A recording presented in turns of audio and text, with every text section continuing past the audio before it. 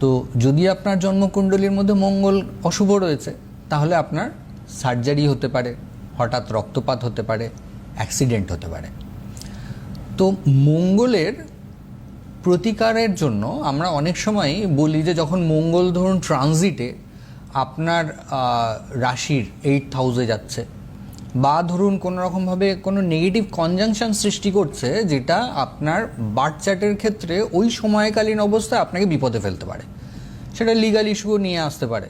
মঙ্গল যেহেতু মামলা মোকদ্দমা নির্দেশ করে থাকে, পুলিশি ঝামেলাও হতে পারে।